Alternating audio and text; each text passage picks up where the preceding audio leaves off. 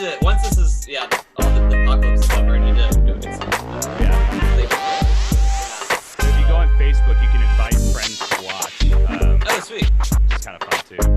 Yeah, I shared it on that, and then I shared put it on Twitter. We're probably good. Twitter, and I put it on my story. So Nice. Oh, we're good. excited. I think we're covered. All right. Let me make sure we're rolling on everything.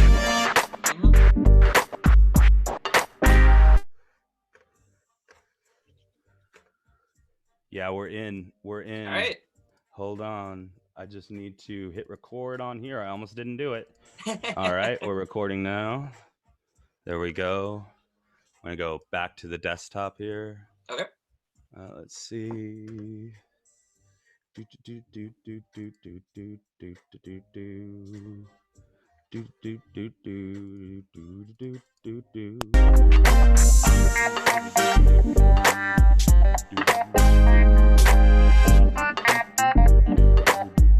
I got a whole intro and everything, dude. This is nice, yeah. I know, you gotta. I want it to feel fun. At first, I started very serious, like over serious, and now I'm trying to at least loosen up the second half, you know?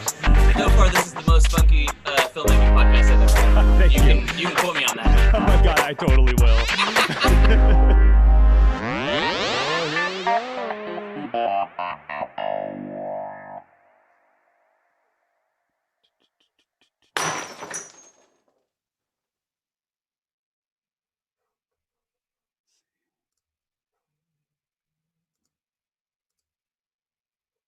Well, that won't play. Okay. Here we go. Can you hear that okay? Am I echoing at all? Are you good?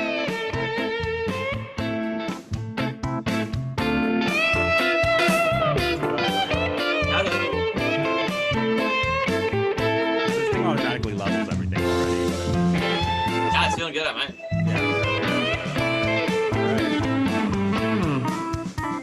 Hey everybody, it's Andrew Edison, and you're listening to Movie Blab. Reading a loud and clear. The clock has started. The clock has started.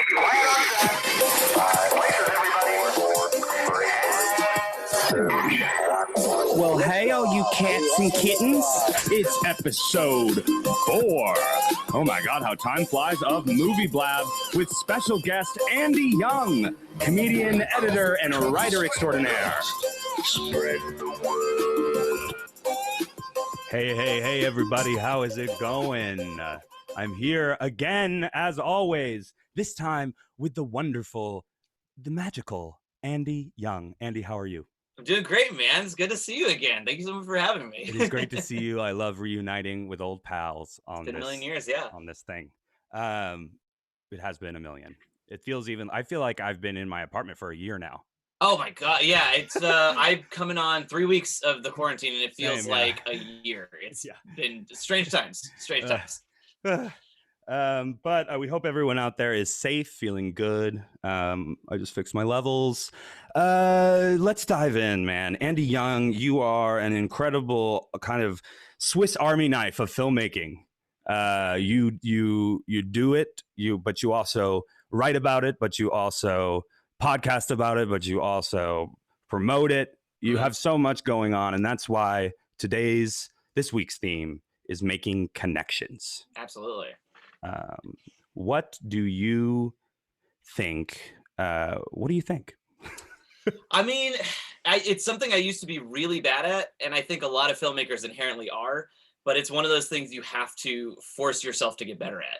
It's kind of the shitty part of it where we all hate like having to put on this mask and do this thing, but connections it's cheesy, but that's the only way you get work out here. Especially, I moved from Austin to LA 4 years ago. And, everything's from knowing this person, meeting this person, going to this thing, working on this thing, and being nice to this person. It's just something that you have to inherently focus on, but not be a dick about. And it's a very thin line. Yes, it's a very thin line that I see a lot. It's really easy to screw up. Well, and you have a wonderful, pleasant, nice, chill personality. That's very right? sweet of you to say. And it's probably fake. You know, you're probably a psychopath. But it's all an act. Yeah. But the point is, you're making connections. No. Yeah. No, I mean, I think honestly, I see a lot of like I have a ton of Texas friends out here that do really well. And I think a lot of it is because it is genuine. Like you are That's a genuinely good person, and you have to project that. And yeah, sometimes you have to be a little bit of the fake Hollywood. I mean, we're wearing sunglasses indoors, doesn't that? And I live a block away from the Animaniacs, so that is, I guess, inherently a little douchey. But it's dude, the douchey sunglasses are the draw here. Yeah, but I think the big thing is like I think a lot of people look at networking as like, oh, I'm gonna do this to help me, and then I'll do this to help me. No, I think it's Ava DuVernay who said like, if your dreams only involve you, they're too small. And I think that's 100% what networking should be.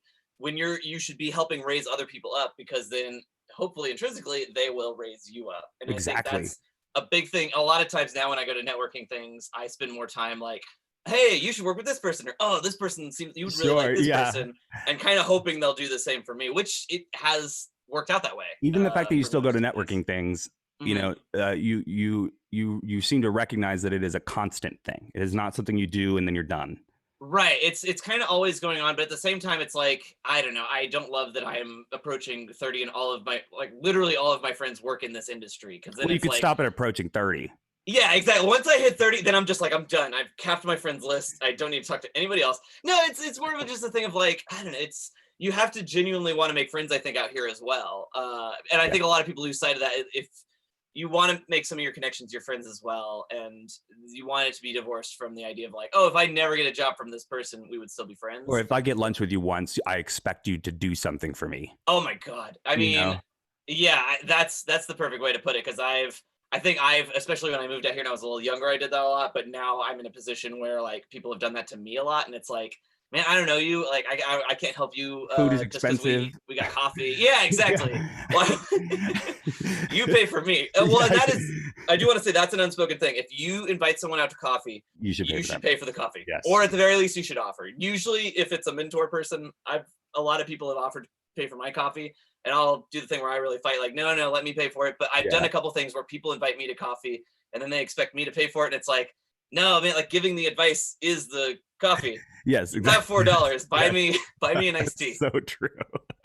It's just a very like general. I see a lot of kids out of film school not do that, and it's like, no, if you go that extra step, that can lead to like a post BA gig. Like you have no idea. Yeah. Like, just well, pay for I mean, coffee. I find that the self-centered people kind of like to work together, and then the people who aren't self-centered, who are more about the friends and all that, they like to work together. And it seems that's interesting. One group gets further than the other, in my opinion. I think so, because that was a big thing I saw in film school a lot, especially was like the kids who were like just making stuff and like genuinely like hanging out together.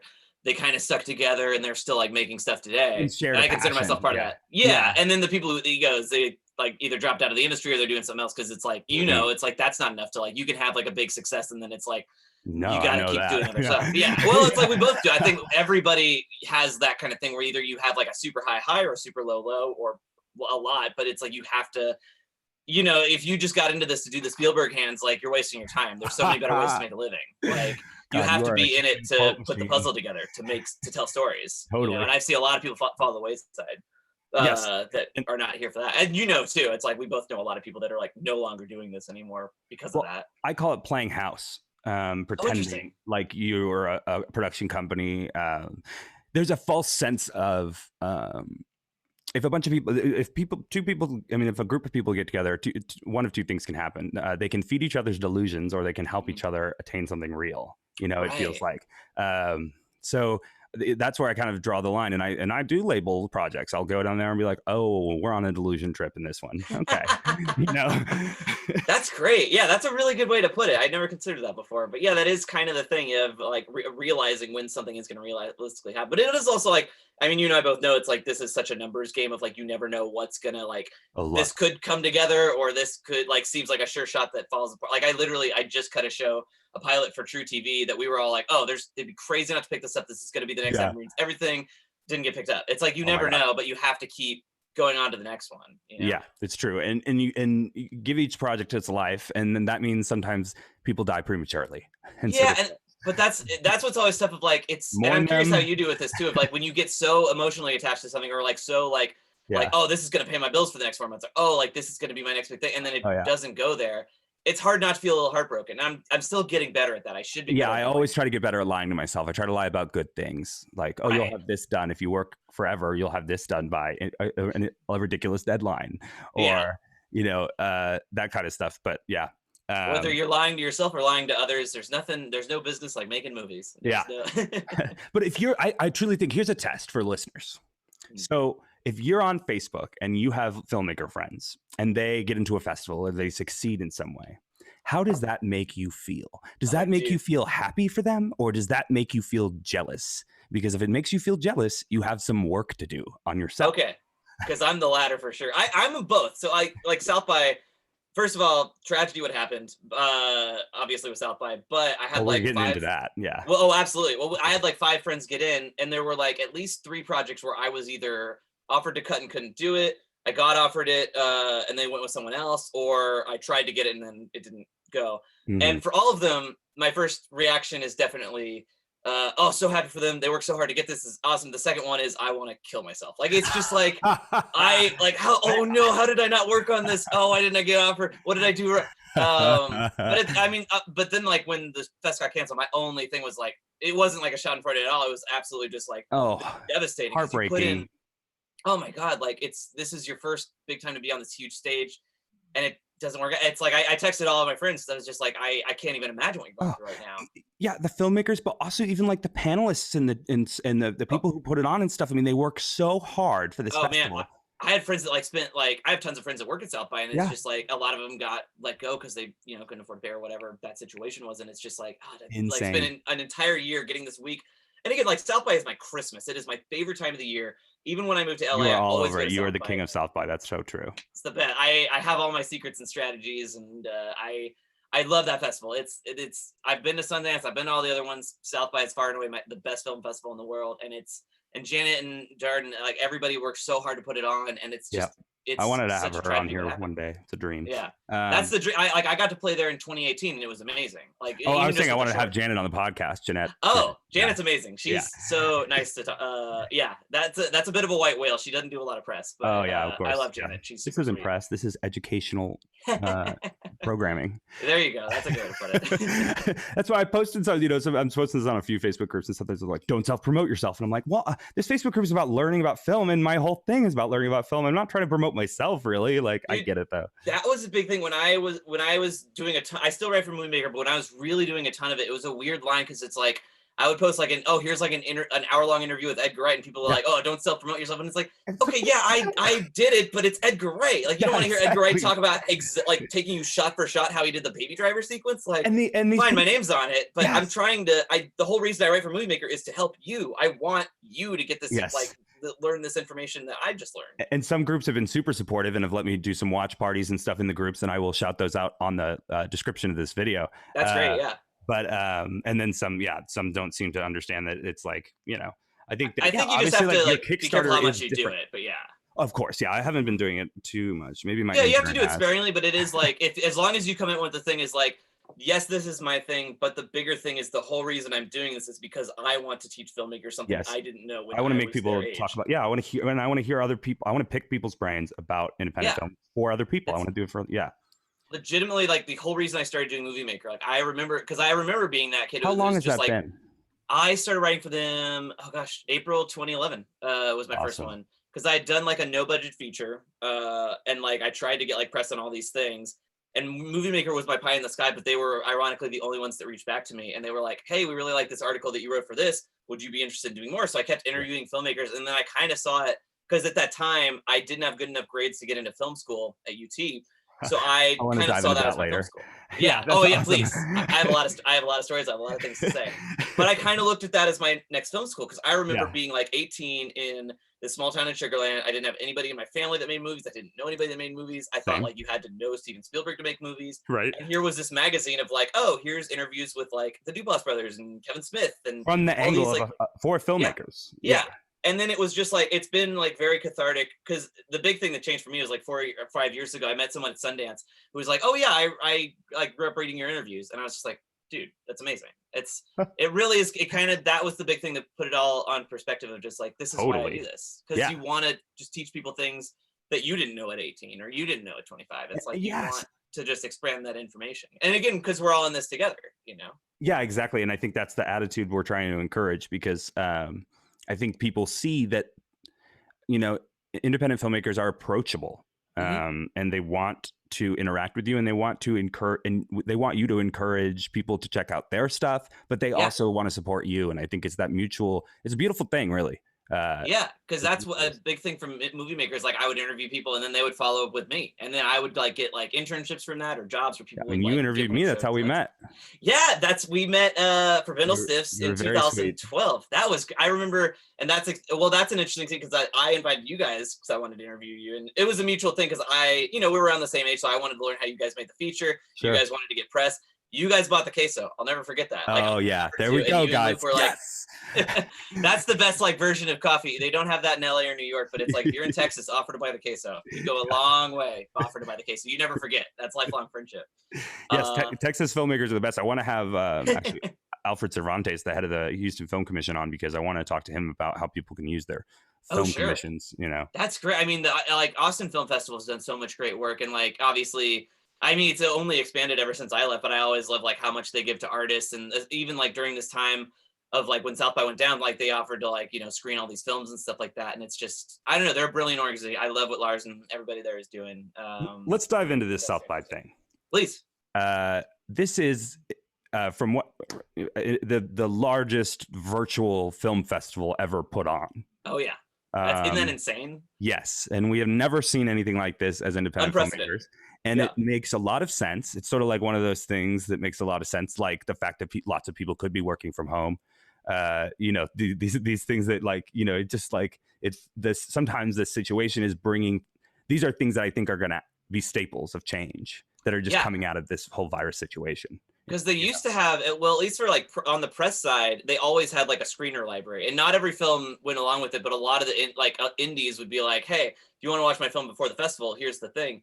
And it's interesting you put it that way, because I did the numbers once, and I was like, okay, let's say you get a feature in and you play it like the Ritz and Lamar, like let's say 4 times. That's like the normal amount they usually play for indies. That's like maybe like 700-800 people tops see your movie.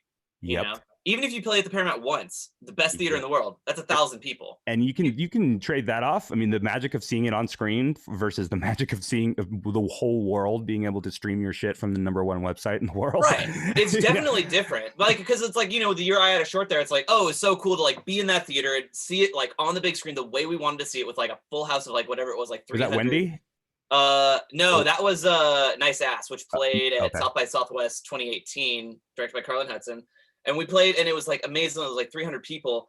But then it like went online the next week, and it got like 60,000 views in 2 days. And it's like, oh, that's kind of cooler. Well, but it's like, but that doesn't replace, I'm not there. I don't get to see it play. Exactly, as filmmakers, obviously we want the best of both worlds, but there is something nice about that consolation prize of like, these are unprecedented times. But I would be very curious to see if that becomes a new thing.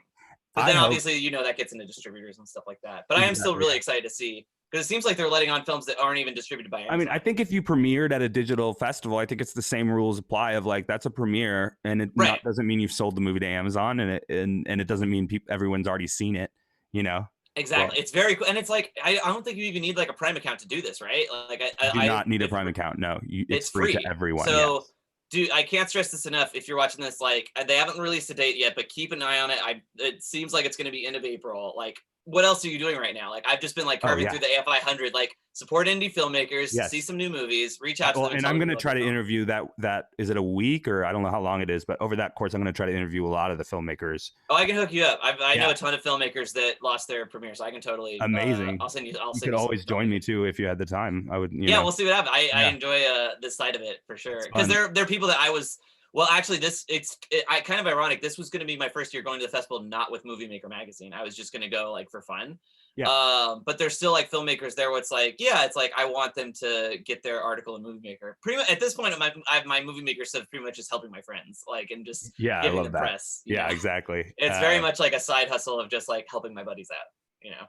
Yeah, and I think that's the nice thing about being friends with lots of different filmmakers, is you have a friend like you who really understands promotion and publicity, and then a friend like my friend Sherrod, for example, who really understands like the technical side of everything, plus like has seen tons of movies. And then there's, it's just like you find It's almost like that movie Inside Out or whatever. You find your little personality. You find that mix. You make happy, sad, and turn it to melancholy. Yeah, exactly. You find. Well, I mean, that's the whole thing of finding collaborators. It's like I'm in the process right now. I'm cutting my first feature.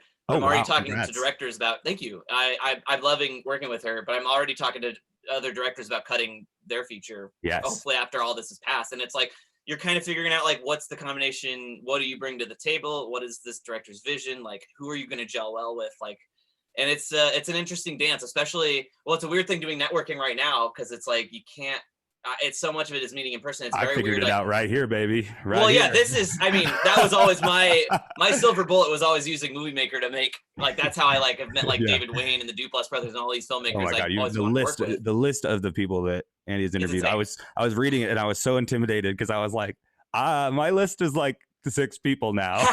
you get there. It's but again, all those people, like most of them I talked to on my own fruition, and like almost all of them were like, the worst thing people can say is no. So it's like you'd be surprised how open people are, especially now. What are people doing? It's like it's so easy. That's why to it's just like reach time to go. Yeah. If you're wondering why I'm spamming you so much as a listener, it is because it just started and it's time to go. This is the time to be like talking to people because it's like there's nothing else going on. Everybody's working from home anyways. Everybody's using Zoom. It's like this is the time to like, hey, like you've probably got an hour to kill at some point in your day. Let's just do this. Like it's hard for people to say no to me. Yeah. And that's because you have to have that hustle, and it's like that charming thing. But again, it's hard to convey that over email as opposed to like meeting someone at a festival or like meeting someone at a networking thing or a bar. Yes, completely. It's strange, but again, it's like I don't know. Like, how do you feel right now? Because obviously you're doing this, but it's like I feel in a weird like holding pattern where it's like I'm finishing a couple jobs, but I don't know what's next because I can't do what I usually do. I can't go out and hustle. Yes, I feel insane. Well, it's not great for me. I have bipolar disorder, so like things can kind of swing with me. Luckily, I have meds and everything, but like I have like severe anxiety. I'm good, but those first couple of days were not fun. Yes, if you have a pre-existing mental condition of any kind, this can be extra tough for you. So reach out to your friends that have depression, anxiety, all of those kinds of things, because it's tough for them. 1,000% to watch the world crumble like this because we live in glass houses and it's unprecedented times, and it's just nice to know that one other like I put out a thing. I got a little personal on a thing a while ago, and then it was nice to have people reach out to me and it's like, oh, I'm not alone in this. Oh, I'm not crazy. Oh yeah, it's so trippy sometimes that's personal. all that. Well, I try not. Well, it's like what I use social media for. It's like the 3 different like. The categories. But I put something out there like that around my birthday, and it felt really good.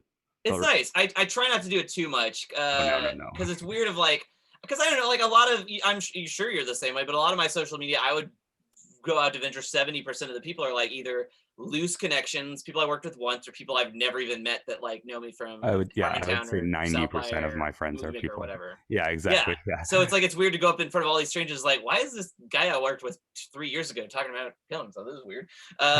It's just like, it's weird to get like personal with people on that, and that's why I try not to use social media. I just like I have my 3 different versions of it. I have like LinkedIn Andy, Facebook Andy, Twitter Andy, Instagram Andy, and it's like it's kind of like balancing all those different things. Yes, exactly. And if you are suffering from any of those things, please reach out to your friends and don't feel embarrassed because we're all in this together. We truly are, and it's very unprecedented times. We're all feeling the same way. It's okay to be scared. It's okay to be nervous. It's okay to be anxious. We're all on your team. So please, absolutely. Keep in touch with people. If you see a weird, if you see someone acting strange, reach out. Talk to your dog. Exactly. Talk to your dog. Talk to your cat. Start a film festival with them. That's what I've been. I don't know about you. I've been using this as the coronavirus film festival. I've watched like 40 movies over the last 3 weeks. So that's what we're going to dive into right after this break. I wanted to talk to you about what you've been watching during Corona. I wanted to talk to you about. I wanted to do a sharing of Simpsons stuff that is in this room or around us. Yes, gotta wrap. That. Most I'm of my sure you Simpsons have some other things. No, most of my Simpsons shit is downstairs, but I've got a bunch of like collectibles there, and I've got great. My so we'll do a little sharing. We'll do a little sharing after the break because we love the Simpsons. I'm trying to lighten up the second half these days, but then we'll kind of sum it all up and get back to that theme of making connections with Andy Young, y'all. Maybe we'll get to an intern question. We will see. Let's do a little transition. Let's do it. We'll see you back, guys, in just a few moments.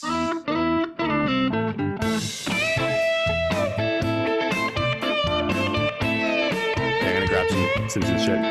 Oh yeah, let me grab some of my stuff from downstairs too. I'll grab that.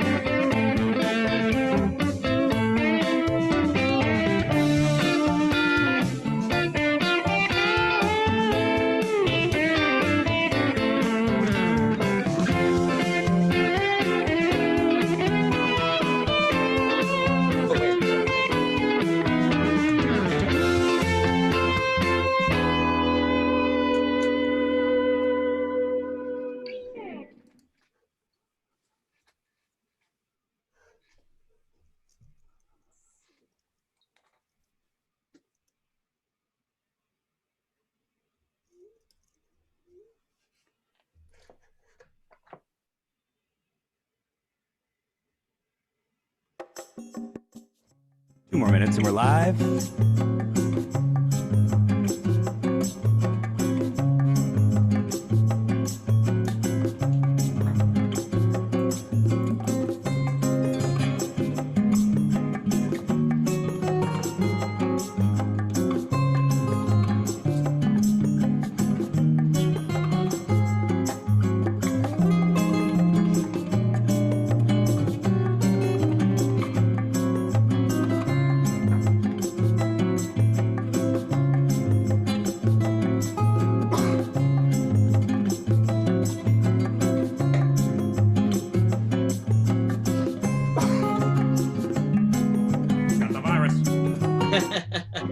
That's what I'm like. Anytime because it's like allergy season. Anytime I sneeze, my roommate's like, "Watch it." Yeah.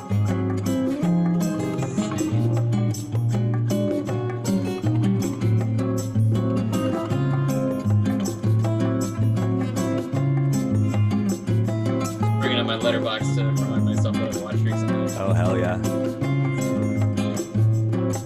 Okay. All right, we're back. Let's do it.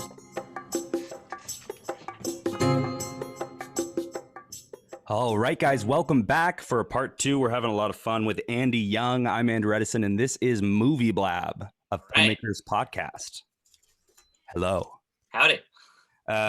We've gotten some listener feedback over the break. Let's take a look. It says, keep it on movies and working on movies and movie-related stuff. Copy that. I thought we did. We were talking about festivals and networking, and yeah, I felt okay about it. Yeah, I don't think I need. Yeah, okay. That's It's a tricky thing. I feedback. get it if it's like in another group of people are like, "What does this have to do with movies?" No, it's like we appreciate any interaction right now. networking is a part of making movies, my man. The sooner you learn that, the better. Oh, you just owned him, whoever he is. Yeah, sure. I'm gonna leave him anonymous. Okay, so real quickly, we're gonna do a little show and tell of our Simpson figures, but then we'll dive back into all movie related. Already, the person listening is like, "This isn't what I wanted." Yeah, exactly. We're gonna push back. We said we'd do this, even worse. and following through. Real quick, show us your first item. Okay, so this is my first. This is a big boy. Wow! Right here. Oh my God, where did you get that? I think you can only win them at Universal Studios. That's but what it my looks like. You roommate won it. Grayson got this for me for Christmas one year. He found it at Wow. Goodwill. That is And amazing. he sits in our thing with like sometimes he wears shades or like a Guy I Fawkes would mask. spoon that thing in my bed. He's definitely of the size. He's of standing desk size, but Yeah. that's definitely my big one. For Amazing. Sure. That's amazing. Okay, here's what I've got. All right. This is my brother got me this. This is from the 90s, a Bart Simpson piggy bank. Oh, it's green, so you can't. Oh, that's funny. So it's like yeah. His shirt is not black. Oh man, that is definitely old school Bart though. It's like you can see in like the eyes. It's like the first season drawing kind of thing. Yeah. I was gonna say it's like a lack of eyebrows and everything. Yeah, what you got now? This is one I kind of made. My fiance helped me. So these are like it's like a remote case.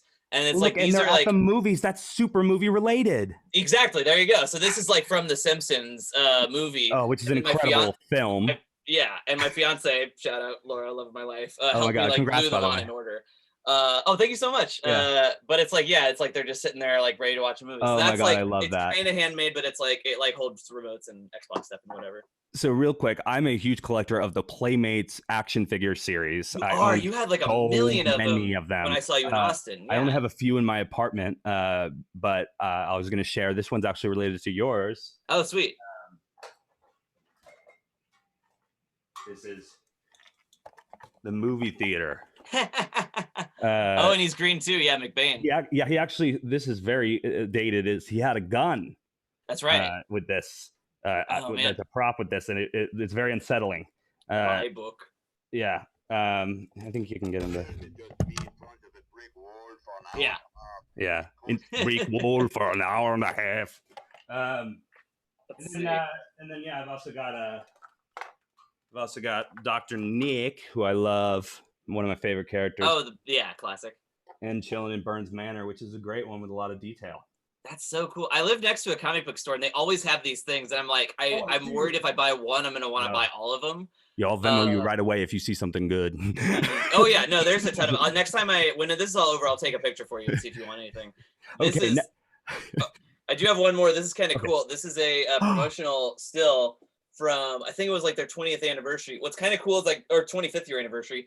What's kind of cool is I got this at a UCB garage sale. So it's all the stuff was donated by famous people. So this was owned by Dan Greger, Rachel Bloom's husband. Wow, the finisher there. Damn. Yeah, so that's a solid, that's always a good piece de resistance. And then I've got the Stonecutters thing on my car, so I don't get.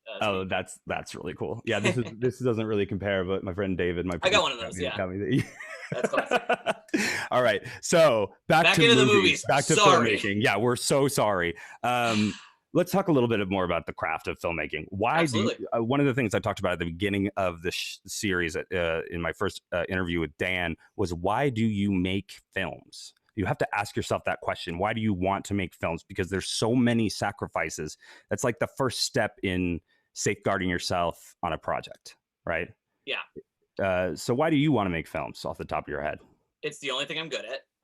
That's what I say. Then the bigger thing is, I think, a deeper desire to connect. I mean, I remember being a kid and like getting bullied a lot, and movies never bullied me. And there was something about like wanting to make somebody's favorite movie, like having that, like, especially now more than ever, I see so many people posting these lists of like, what are your top 5 favorite comfort films? What are your top 5 like movies you could watch over and over? And it's like, at the end of the day, I think that's why I do it. Yeah. I want to make somebody's favorite movie. Wow. Yeah. So that's the emotional one. But the real answer is I'm not good at anything else. That's what I say too. Yeah. But that's more of an excuse than a reason. But I mean, it's legit. I am not, I think I do it for that same reason, to connect and to express myself and to show a piece of my mind that feels, and my imagination that I want to share, because it feels like it's always bubbling in my head. So the only way to kind of deal with that as an artist is to get that creativity out. Exactly. And, that's so true. And it's and I just love collaborating with people. I love putting a puzzle together. That's like a big reason I went into post, is like I love like the actual craft of like putting the story together and telling a story via shots in a specific order. Timing's always been the big thing for me, because I've always wanted to work in comedy, so it's like being able to control that at the very last step. I don't know. It's a bit of a drug. Controlling comedy. I want to talk about controlling comedy on the timeline. You are a very experienced comedy editor. In fact, maybe the only like comedy editor that Specific. I know. Maybe. Yeah. Yeah. Well, that goes back to networking of myself just sometimes. like, you want to like brand you, to me for like, oh, going back to networking, when I first moved out here, I didn't know anybody. So it was like, a big thing was like, okay, if I just call myself an editor, I'm never going to get jobs because people will just be like, oh, I know a million editors. But if I say I'm a comedy editor, and like commercials, especially, and a I've human gotten meat work like sack or whatever. Oh, decomposing meat sack. Yeah, Yeah. that's was from one of my anxious filled trips of sorts. But Sorry. no, that's fine.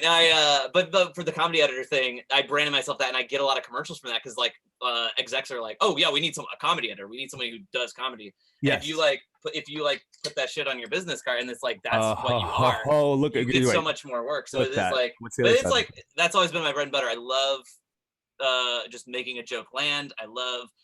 I knew comedy is always, ever since I saw Airplane and got into The Simpsons, I always wanted to work in comedy. So it's like, that has been my biggest thing. And doing it on the post side I love it. It's the best. Let's do our top 3 quick tips for editing comedy. I'll start. Reaction shots. That was my first one too. Yeah, I'm stealing it. Permission to laugh is granted when we see a reaction shot. Yeah. I did. Oh, sorry. Go ahead. No, I want you. I was just gonna say I got to work with one of my heroes, David Zucker, and that was like the big thing he told me was like, it's all reaction shot. And I mean, you watch his movies and you know that, but it's like watching him on set. He puts so much work into like, you get almost a second joke from it, but then it's like so much of that it leads into what I would say is the second one is giving people time to laugh. Yes. Nowadays, I see things cut so quickly that it's like, I mean, I think a lot of people complain about like older movies because it's like, oh, it feels so slow and stuff. It's like, no, it's like these were like live acts that they knew where the laughs were supposed to go. So when you see a Chaplin film in theaters, it brings down the house. Yes. When you watch it at home alone, it's not quite the same thing, but they knew what they were doing because they knew how this played live. They knew where a laugh was supposed to go. And you need to give people that time, and often that does come with the reaction shot. And that harkens back to if movies are a live medium in the sense that you are watching them live, you know, like especially in a theater, and there's a reaction, and you're giving people a real like you're taking control of time and space. And they're all of their 2 of their senses, and they're trusting you to take them somewhere for a valuable chunk of their life. Some people make a lot in an hour. Exactly. They still watch movies. Let's see. Is it my turn or your turn? I have another good one. It's your turn. We haven't. Yeah. Oh no. Okay. We just. Well, I kind of piggybacked off yours. Yeah. Exactly. I like so much of it is like giving people the time to laugh when it comes to the timing.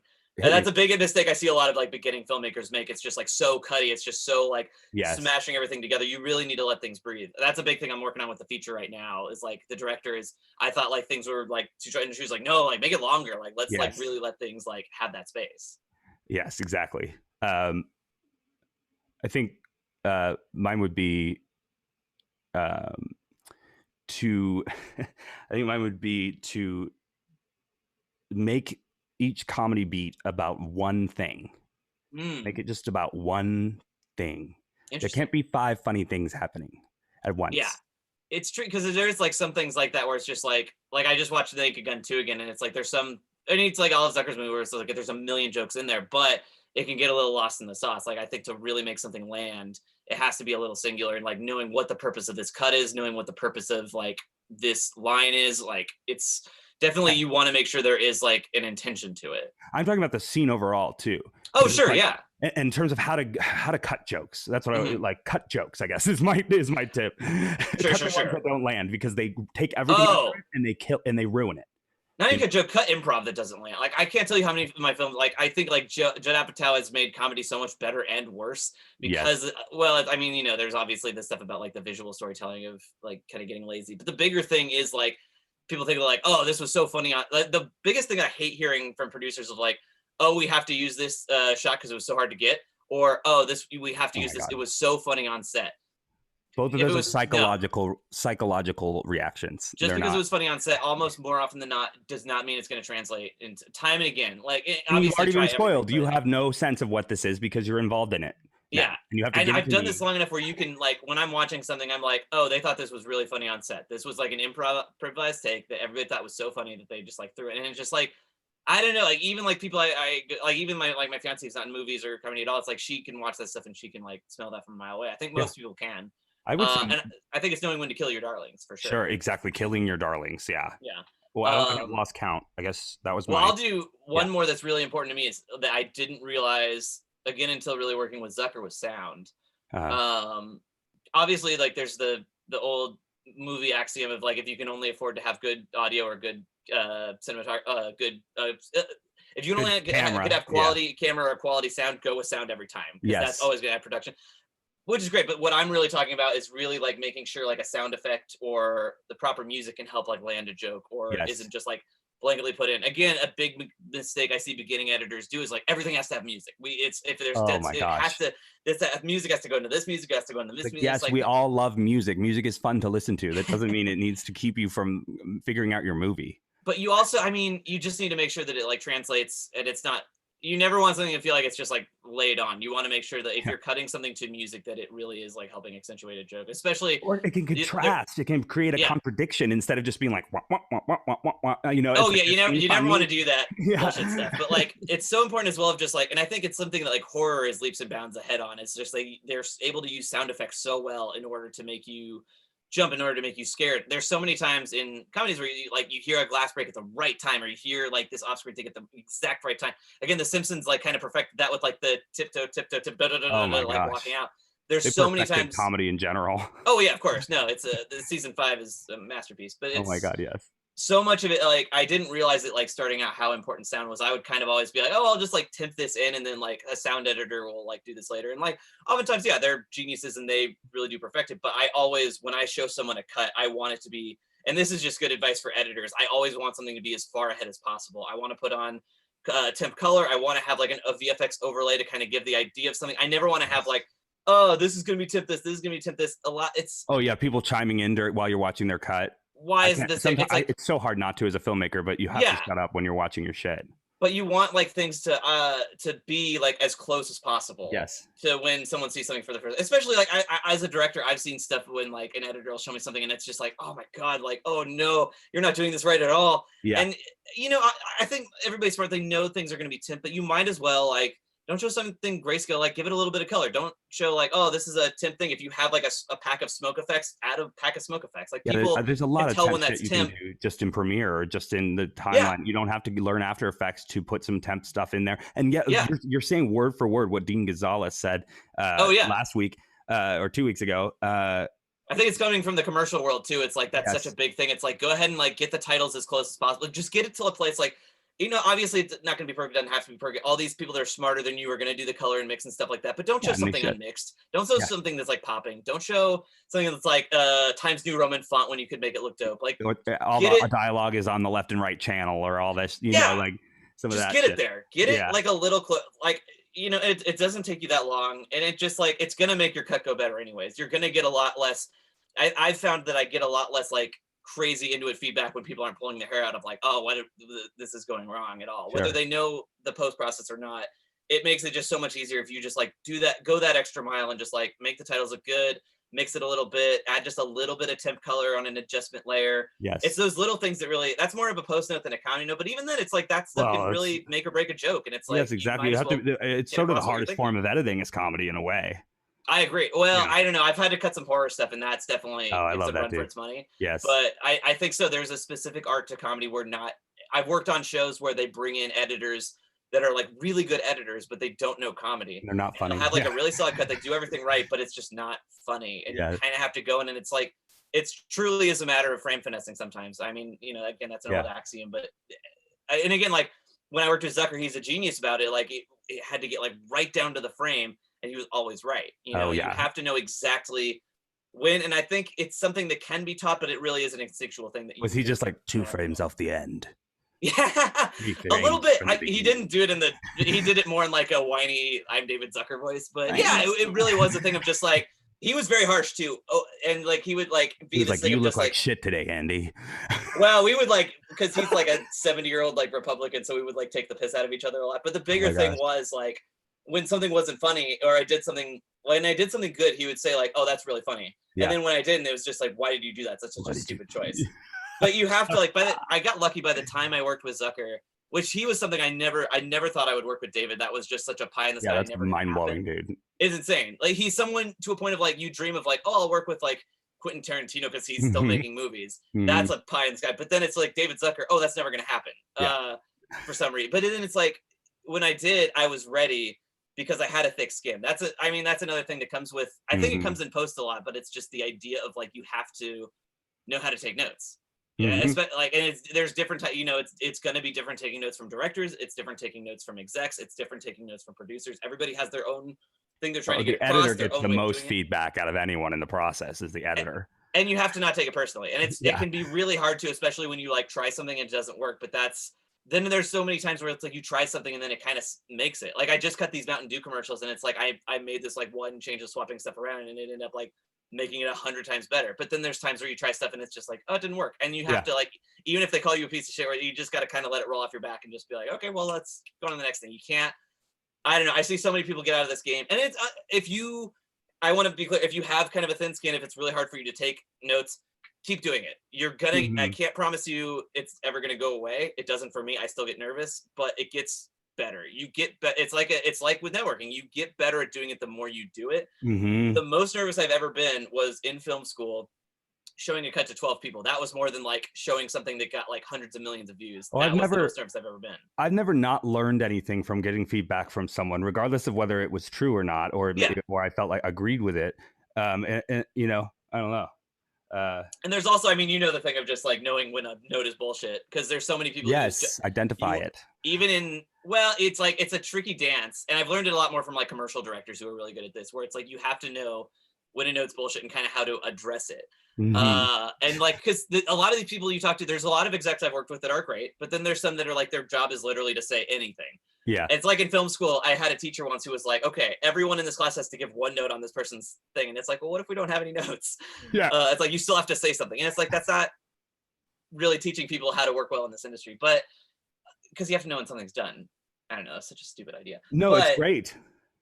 Really, you think so? Like everybody has to give a note, even if even if you're like, this is in a solid spot, I don't have any notes. You think like you should give a? Oh no, I was saying what you were saying is great. I thought you were. Oh, okay. So I would say like about that teacher, I was just like, what a weird thing to teach students to do. Like give a note even when you don't have any notes. Like that's that's what a waste of time. You're gonna make things. Well, that's just because you're trying to teach kids to say something, especially film school kids who are all crazy in their own ways. Yeah, I think that's fair, and that's probably more the direction. But the way I took it was like, that's a dumb way to. Yeah, well, of course, because you had ambitions beyond film school immediately, and probably even before film school. And I think that indie filmmaking, I've never called myself a student filmmaker unless it helped me get out of something. Yeah, no, that's a 100%. If it got me free stuff, absolutely. If not, no, I'm an independent filmmaker. Yeah, exactly. So true. That's really good advice. Yes. Because I talked to a kid recently where he was like, on his website, it said he was like a editor, assistant editor, intern. I was like, take off the intern thing. Nobody needs to know. No one needs yourself. to know you've internshiped. It's fine. You learn from that, make those connections. Yes. Yeah. Again, like comedy editor, project yourself the way you want to be projected. Sell yourself for the type of jobs you want to get, whether it's at networking, on your website, whatever it is. Sell yourself as the version of you that you want people to see. And quickly. Yeah, that's why that student filmmaker stuff, that doesn't help unless you're trying to get like free equipment or whatever. Yeah, then use it. Yeah. Yeah. Then cops show up on set, or someone's gonna sue you. Okay. Oh man, I haven't had cops showing up on set. I remember those days. Oh yeah, I have a great story from Bindle Stiffs that I wanted to do. Bet. I remember asking about that on when I interviewed back in the day. Yeah, we had DA. She's like 16, DA White. She was just, we were shooting at 3 a.m. on the street at a bus stop, and we had her in a bag. She was playing or we had her on the ground. Right. Now I remember this. Yeah, it was a dramatic scene. I'll just leave it at that. And the cop shows up, and this is in Houston, and he's like, "What's going on?" And then the DA just pops up with a big smile on her face and takes off the wig, and and she's like, "Hey, cop, how you going?" Like, "Hi, officer." And he just starts laughing, and he's like, "What the fuck are you guys doing?" And we're just like, "Oh, we're making a movie, student filmmakers." Did you ever hear that story about the Lonely Island when they were first starting? They were like shooting something on the street of like beating up like this old woman. Yes, And this dude like pulls over and like tries to break it up. All these people are driving that. This dude pulls over, like tries to like break it up. It's like Keith or Sutherland or something like that. Yeah. It's just like, no, you're so nice. We're just making a movie. Yes, exactly. I had the stupid thing I did was like, rookie mistake. We had guns in our movie. Guns. We had like plastic guns, and never do it. Like you should just, it's so easy to color out the orange thing in post. Just don't, it's not worth it. Just don't like scrape it. You don't want to do a little of that. Yeah. Yeah. It's like we did that. It was so stupid. luckily they were really cool about it and they were just like, stop and don't do it. But then that's how I learned how to like do the Pleasantville thing and like color this one thing. So it's Nice. just color it out. Don't be That's a great stupid. tip. Yeah, Like, exactly. I'm so for all the indie, like, because I did that so much in film school when people don't want you to make your own movies outside of school, breaking all those rules and stuff. There's a lot of them that are great. Don't do the guns thing. Just use the orange cap, color it out. It's not fucking worth it to Don't break onto people's property. Don't shoot people without their permission. Yeah. Learn how to blur out their faces at least. Yeah. You know. But We again, did, and have people around you. I think that's a key that we used in Bindle Stuffs a lot, which is my most kind of on the street kind of project I've ever done. We'd always have people around, and if you get, someone comes up and is wondering what the fuck's going on, bring that camera out. Yeah, they like seeing like the view. Bring that light on. People like seeing a boom pole for some reason. Exactly. Like, send those guys forward. Send those guys forward and stop filming. Some people love that, but I remember once we were shooting on this this movie in a park. We had permits, we had all the stuff like good to go months in advance, and then these moms come up, and because we were like, we had this like set of swings for like an hour and a half or something, and they wanted to have their kids come play, and we're like, no, sorry, this is blocked off. And this is like the meanest thing ever. They like got on this like mommy blog, and they were like, everybody get your kids down to this park and try to get on this thing. We're gonna take them over, and it's just like, most people are cool, but it's like that was the big like dick move of just like, usually people are cool about like a film and stuff, and then other times people are just like so mean, like needlessly. Well, and you hate to hear those stories, especially now with all this content. People are just like, this comment world, people just don't give a fuck. That's the kind of sad that you hope that everybody's cool, but then it's like, I've had things where it's like they like lock down, because I live on Burbank. It's like they'll lock down the street to shoot like Speechless or Speechless. I live in Shameless, and then it's just like, ugh, this is annoying.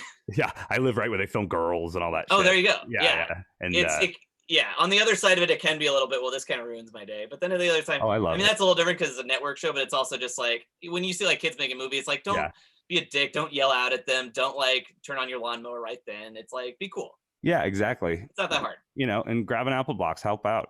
I always love the idea of that, of just like like a famous filmmaker walking by. I'm like, oh, you guys need crafty or something? Yeah, exactly. Werner Herzog's like, I have the apple box. Like, you put on grips. Yes. You need an extra best boy.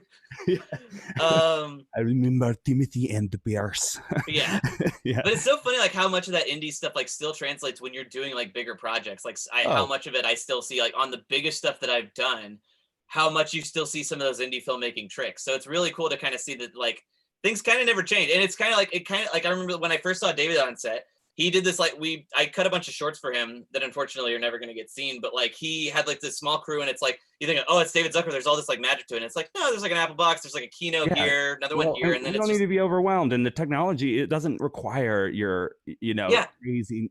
And so I think it's easier now more than ever to make stuff and to learn editing. And also, something I was going to say, when I first started editing, I thought back in the day it was only really like iMovie and Windows Movie Maker were the two big like free ones. Mm-hmm. But I would advise people to like learn on. I think like DaVinci is still free, and that's like totally free, and it's dope. Yeah, I don't love cutting in it, but it is like it's closer to Premiere and Avid a little bit than like iMovie now is basically like Final Cut X, which rest in peace.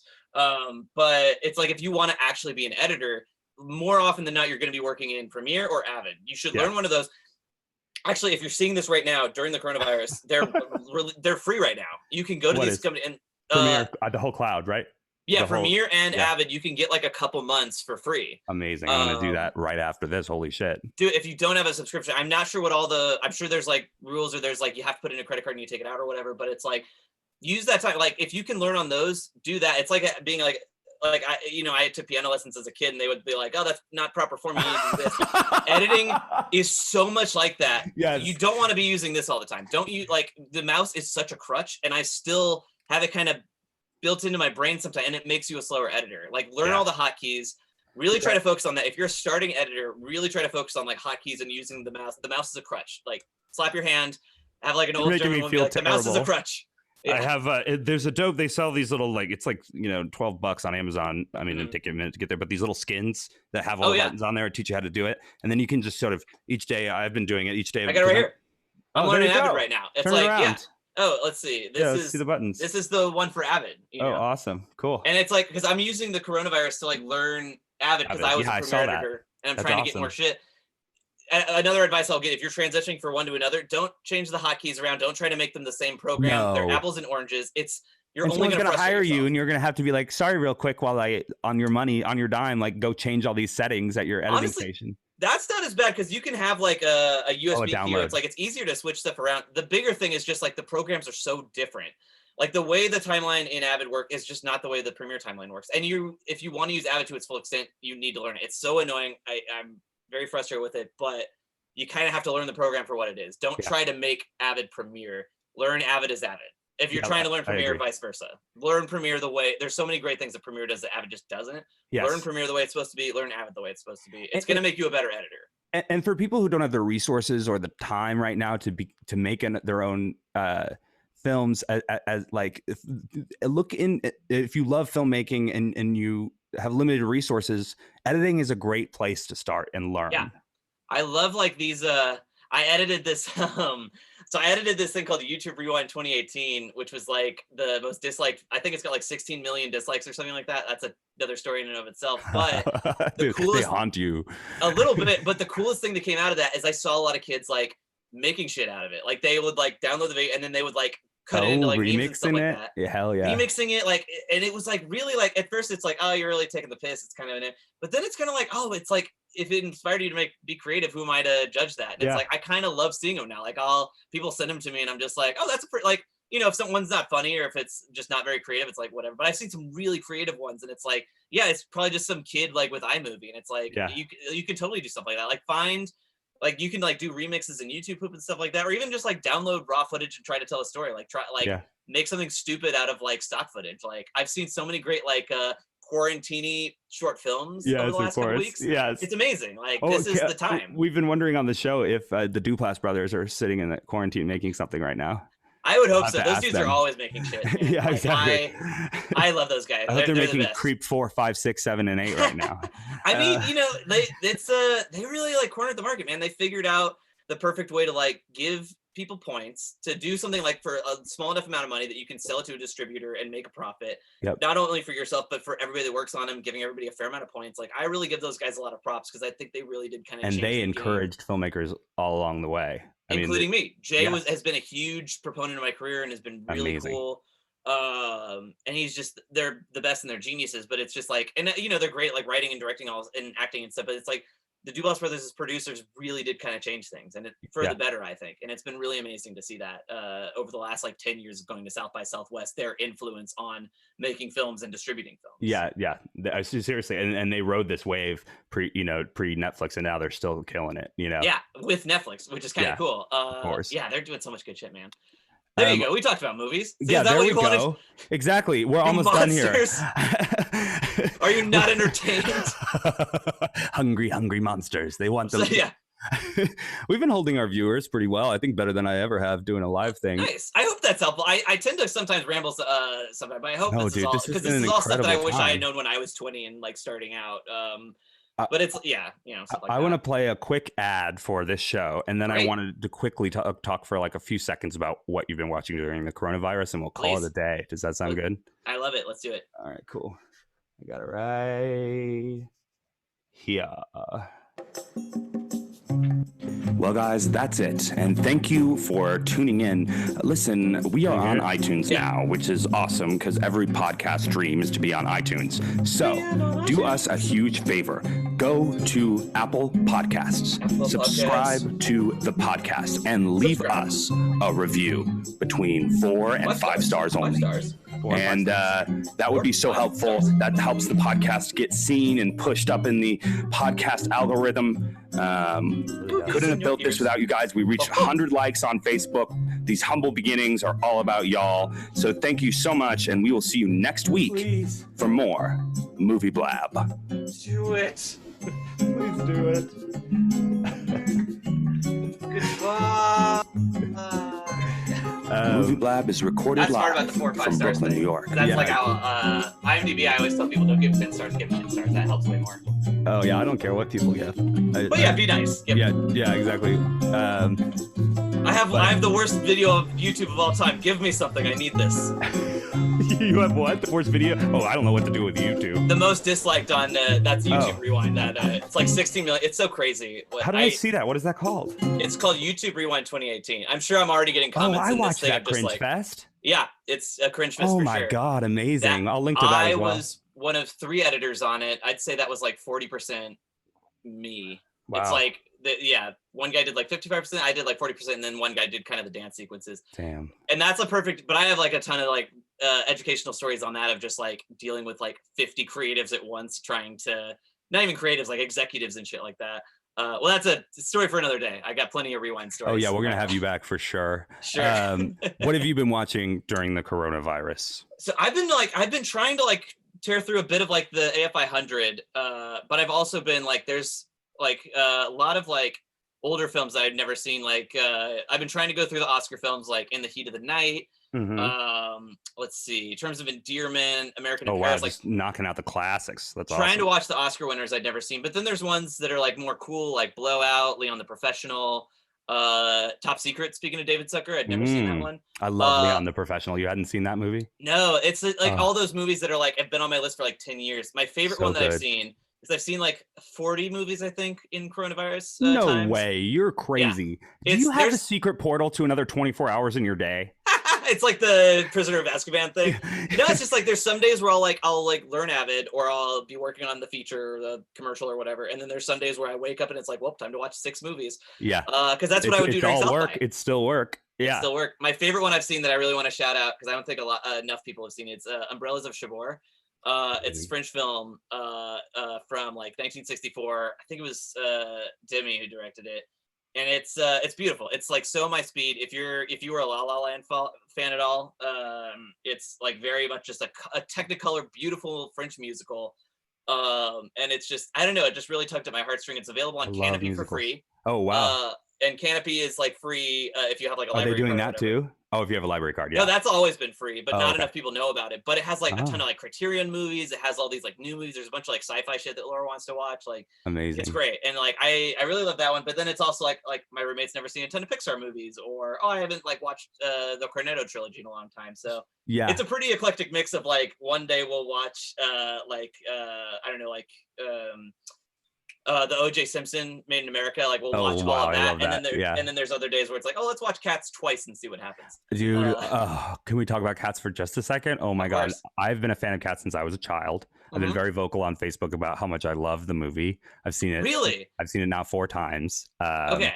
I love I grew up on it as well. It's one of my nanny's favorite musicals. The musical, the VHS, I would watch over and over again. Same. I had the same, like one of the original like taping and stuff. Yeah. I think they really botched a lot of the songs by trying to make a story element of it. I like agree. Mr. Mistopheles, I don't like that they like, he's like so timid and nervous. Yes. No, Mr. Mistopheles is supposed to be a fucking badass. Magic magician. He's supposed to be David fucking Copperfield. And then he's in the movie, it's like, I can do this and that. It's like, oh, you're ruining the best song. No, I agree. The movie sucks, but I love it. It's so fun, and it still managed to deliver on the kind of creepy, sexy orgy of the whole thing, and the like. I mean, the event of it, and it answered. Yeah, because you saw it in theaters. I hope at least a couple times. Oh, as a child, I saw it like 4 times. I think. Oh no, I saw the musical live too. I'm talking like this movie. Oh yeah, I saw it pre-patch, and then I've since watched it. I saw the. I don't like that we're in the pre-patch era of storytelling. I do. I like snagging these pre-patches. I wish they hadn't realized that Sonic didn't look like that. We got to see their watch on Helen Mirren's arm. I would kill to see the Sonic movie cut before with the old Sonic. There you go. Exactly. It's so, I don't like, I mean, because again, it's like a rewind thing of just that like fans have so much control over like, I mean, I guess it is a good thing. It's democratizing a bit, but then it goes back to like, we have all these like execs in the kitchen when we work on these things. It's like, oh, now we have to listen to 50 million people as well and get all of their notes. That's why it's a double-edged sword. The pureness of indie film, the struggle. Yeah, I'm glad that they changed it for Sonic. It definitely looks better. For Cats, I don't think there's anything they could have done to save that movie. I am a proponent that The Social Network not winning Best Picture in 2011 was an absolute travesty, and if it had won, we wouldn't have all this bullshit that Tom Hooper's shoving down our throats. I see. Okay, you don't like Tom Hooper's films. That's a bit of a vendetta. Yeah. He's like, what if I put a wide lens on and I show you a crazy world, but it's handheld and you're Oh, in a oh my documentary? God. Like I had such a fucking migraine during the first half hour cuts, and that's exactly it. It's just, what are you doing? Like every choice you made was wrong. I have not listened to the iTunes commentary yet, but I'm Oh, very God, excited to watch him listen to him talk about that entire movie for 2 hours. I would be very curious to hear. I would listen to it, but I want to know the day that the commentary was recorded. I want to know if it was before I will try to find all the out. press I will find after out all of that information and get back to Let you. me know that, because it's crazy to watch and be like, this was their prestige picture. Like when you watch that and it's like, this was supposed to be nominated for 9 Oscars. It's like when you watch it with that lens, it makes it so much worse than the average like bad movie, where it really does feel like proponently, like at every step of the way, no one was like, hey, this is silly. But again, you got to learn to like take those lumps, and Tom Hooper, maybe he'll move on to the next one. You got to know when to you take that feedback and you just keep making stuff, because sometimes even if I don't like his movies, you just if that's built into your brain, no one's make something weirder and shittier, Tom. Don't listen to They him. can even, yeah, exactly. Oh man, let's make Miss Saigon and then just have everybody steal cats. I want to see his Little Shop of Horrors. Oh God, I hope he doesn't. I would never wish that upon that movie. My big thing is like, after I saw Parasite, which was my favorite movie last year, I was like, nobody Americanized this. Let's not do the downhill thing. Let's not do the Four Weddings thing. Like, isn't it Kate McKinnon's playing the old man? Oh, are they? Oh, are they actually? Okay, I was gonna say like, well, I love Kate. Kate worked on the She's first playing movie. The Tiger King. She's playing the Tiger King. Yeah. Well, Kate. Yeah. Oh man. Well, that was a whole thing. I like Kate was in the first movie I worked her, and I stand by, like, she is one of the most brilliant comedic performers I've ever seen in person. Like, she is truly a genius. But still, she should not touch Parasite. Yeah, cats and kittens though, I'm fine with that. There you go. Yeah, exactly. Yeah. All right, guys. It has been so fun. Andy, thank you so much for this. The best, it was man. So fun. Would love to come back anytime. Hit me up. Yeah, time stopped. I'm going to just to play a little tune here, and then we're out. I'm gonna play this song about Trump.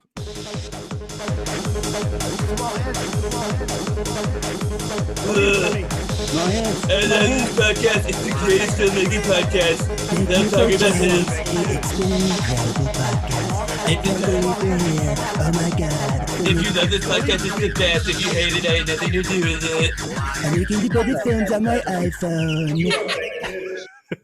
All right, guys. Love you, buddy. See you soon. All right, love you too. Bye. Okay. Good luck getting out of here. Let me